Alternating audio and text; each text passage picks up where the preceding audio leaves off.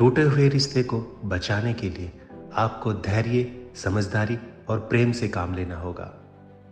कुछ तरीके हैं जिनकी मदद से हम अपने टूटे हुए रिश्ते को फिर से जोड़ सकते हैं। पहला ऑप्शन है खुलकर बातचीत करें। जब कभी भी आपके बीच में कोई झगड़ा हो जाए, जब भी कोई आपका अपना आपसे दूर हो जाए, तो आप सबसे पहले समस्या को हल करने की पहले सोचें।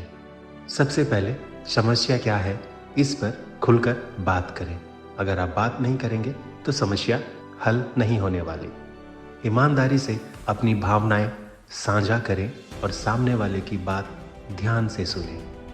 बहस करने की बजाय समाधान निकालने पर ध्यान दें। अक्सर देखा जाता है जब एक इंसान दूसरे को समझाने की कोशिश करता है तो वह बहस करने लग जाता है। उसे लगता है कि ये सब मैं पहले से भली भांति जानता हूँ, जबकि जो इंसान रिश्ते को ठीक करने के लिए कोशिश कर रहा है उसकी बातों में आपकी समझदारी से कुछ ज़्यादा ही समझ हो सकती है। एक तो वह अपने सेल्फ रिस्पेक्ट को खोकर आपसे बात करने की कोशिश कर रहा है ताकि आपसे कोई भी गलती ना हो और आप इस रिश्ते को दोबारा से पुनः प्राप्त कर सकें।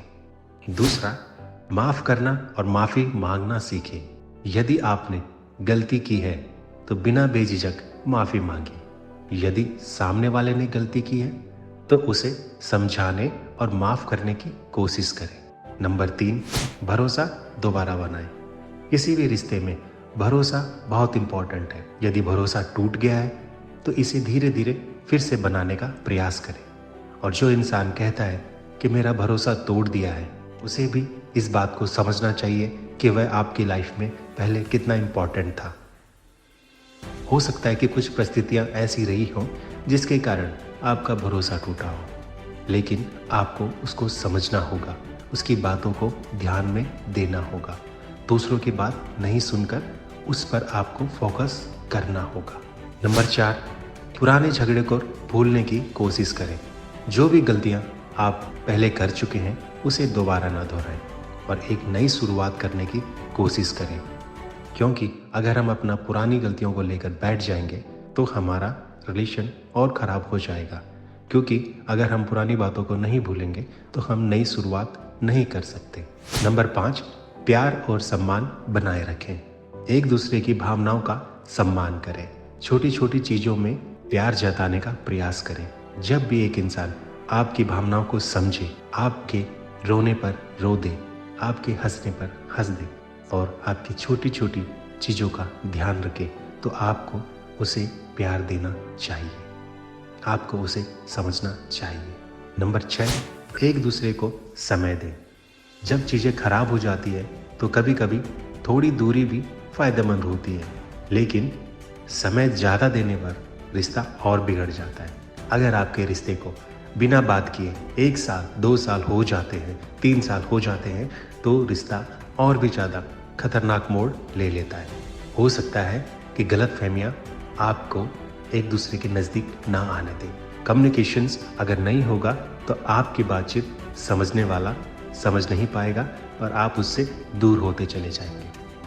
शांत मन से सोचें और फिर यही कदम उठाएं और अपने मन से पूछें कि आपको क्या करना चाहिए। अगर आपको लगता है कि आपका रिश्ता ज़्यादा बिगड़ गया है तो किसी समझदार दोस्त का सहारा लें, लेकिन इस चीज़ का ध्यान रखें कि वह दोस्त आपको पॉजिटिव सलाह दे, एक दूसरे को जोड़ने की सलाह दे, ना कि तोड़ने की।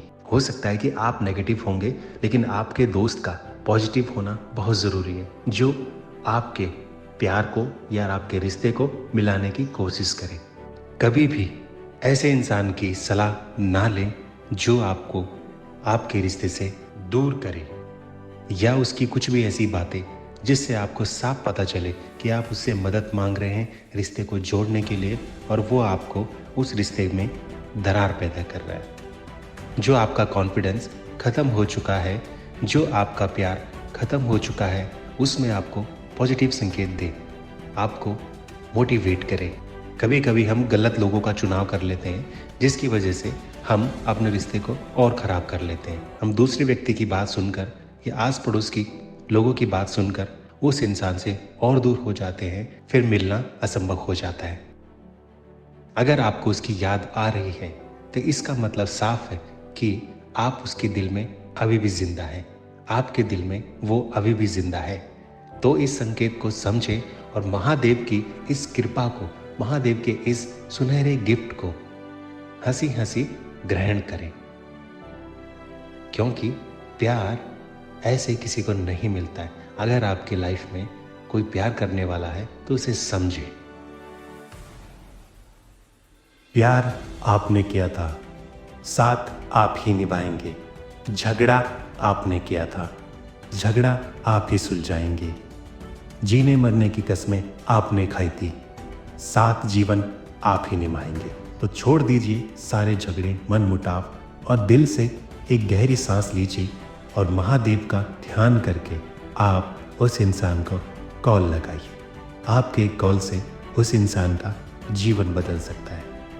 हो सकता है बात बहुत बड़ी रही हो, लेकिन आपको अपने दिल को बड़ा करना है और उसे अपनी लाइफ में वापस बुलाना है।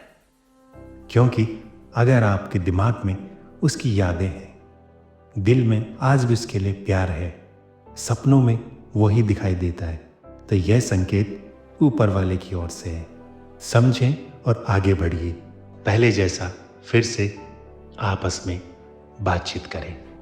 सच्चे प्यार करने वाले बहुत कम मिलते हैं, और अगर आपने सच्चा प्यार किया है तो आपको यह मिलना चाहिए। जय शिव शंकर, हर हर महादेव।